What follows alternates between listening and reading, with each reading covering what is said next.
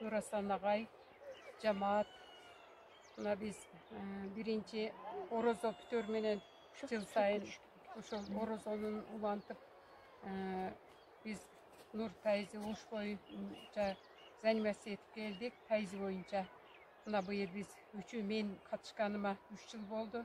3 жыл катарынан агайыбыз ар түрдүү жерлерге апарат. Быйыл биз Кара Суу районунун Лаглан айылына келдик.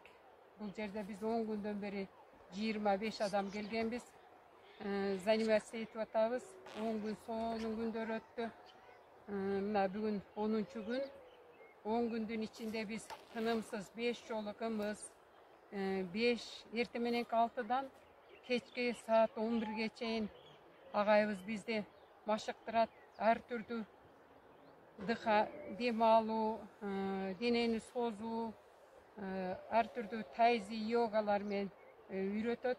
Ошол ар бир адам өзүнүн ден соолугу үчүн күрөшүш керек экен. Ушул жерге ден соолугун өздөрүнүн ден соолугун чыңаш үчүн келдик.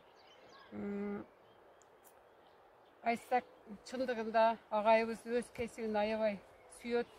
Ар бир мына биринчи жылы биз Өзгөн районунун Доңуз тоосуна барганбыз. Экинчи жылы Алайкуунун Көңдүк айылына барып 10 күн жүрдүк. Быйыл Лаглан айылында. Бул жердин дагы бизге жаккан ар бир жердин жаратылышы, Кыргызстандын жаратылышын ар бир табигый сонун жерлери бар экен. Лагланга мен биринчи жолу келишим, жаратылышы да жакты, кымызы бардыгы жакты. Бардыгыбыз ыраазыбыз. Сонун дем алдык. 1 жылга чейин жыл сайын барганда кийинки жыл ушу күндөрдү эңсейбиз. Дагы эле айтарым, агайыбыздын ишине ийгилик, ден соолугу чың болсун.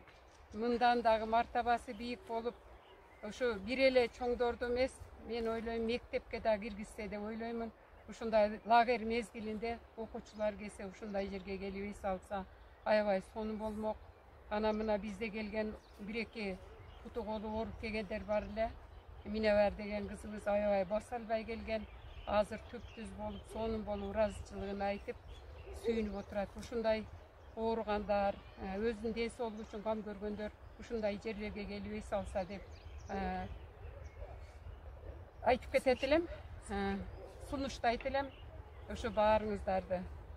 Ошо рахмат агайыбызга. Жыл сайын биз ар жерди көрсөтүп, дагы көп максаттар бар. Ошо максаттарына жетсин, иштерине ийгилик болсун.